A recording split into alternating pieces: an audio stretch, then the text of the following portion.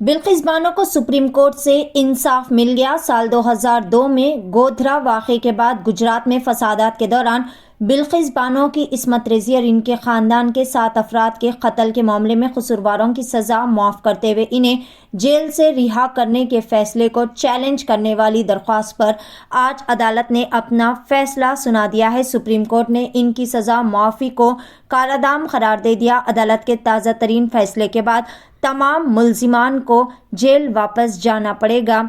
इस वाक़े पर सीनियर जर्नलिस्ट नवाब अबरार उल्ला ने सदर मजलिस व हैदराबाद रुकन पार्लियामेंट नखीब मिल्लत अलहाज बैरिस्टर असदुद्दीन ओवैसी से खुसूसी बातचीत की। इस मौके पर बैरिस्टर ओवैसी ने अपने खिताब में कहा कि मुल्क के वज़ीर आज़म नरेंद्र मोदी और गुजरात की बीजेपी हुकूमत को सज़ा की माफ़ी पर सुप्रीम कोर्ट के फैसले पर बिल्किस बानो से माज़रत ख्वाही करनी चाहिए। आइए जानते हैं इस खुसूस में मुकम्मल तफसीलात। सर, ये जो आज बिल्किस बानो के रेप में रिमिशन का जो सुप्रीम कोर्ट का वर्डिक्ट आया है, इस पर आपकी क्या राय है? देखिए, आप जानते हैं कि मैं शुरू दिन से ये कह रहा हूँ कि बिल्किस बानो के रेप करने वालों, अस्मत रेज़ी करने वालों मुल्ज़िम के साथ बीजेपी खड़ी हुई है। और ये ऐसा घिनौना वाक़या हुआ है कि एक ख़ातून जो हामिला है उसको उसका रेप करना, और कौन रेप करता है? उसके पड़ोस में रहने वाले लोग। उसकी मासूम बच्ची को उसके सामने कत्ल कर देना, उसकी माँ और 3 और ख़वातीन का रेप करके मर्डर करना,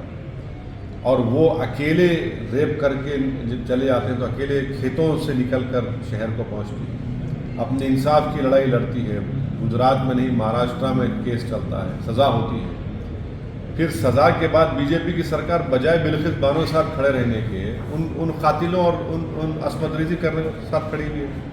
अपने एमएलएस को रिमिशन कमेटी में बिठाकर उन कातिलों को छुड़वा देती है। फिर मरकज़ की सरकार में वजारत होम मिनिस्ट्री में लेटर लिखती है, अमित शाह साहब मिनिस्टर हैं, जुलाई 11, 2022 का, जो उस लेटर की बुनियाद पर इन कातिलों को, रेपिस्ट को छोड़ा जाता है, रिमिशन मिलता है उनको। तो सुप्रीम कोर्ट का आज का फैसला जो आया है हम उसका खैर मुकद्दम करते हैं, और हम उम्मीद करते हैं कि जो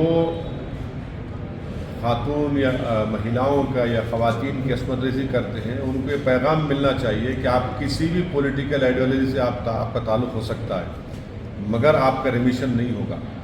और इसीलिए हम इस बात का मुतालबा करते हैं कि वज़ीर आज़म नरेंद्र मोदी और गुजरात की बीजेपी की सरकार बिल्किस बानो से माफ़ी मांगे, ये कम से कम आप कर सकते हैं। सर, रिमिशन पैनल में जो एक गुजरात के एमएलए थे, उन्होंने इन लोगों को, इन रेपिस्टों को संस्कारी ब्राह्मण कह के बुलाया था। उनके वो कह रहे थे कि वो गुड कंडक्ट रहा उनका जेल।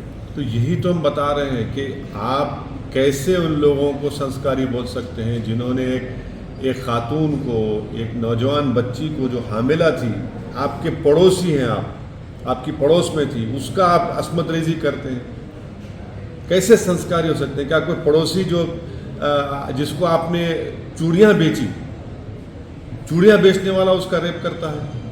तो ये तो इंसानियत का मजाक हो रहा था। ये थे मैम के सुप्रीमो असदुद्दीन ओवैसी, जो बिल्किस बानो के रेपिस्ट के रिमिशन रिक्वेस्ट पे अपना इजहार ख्याल करें।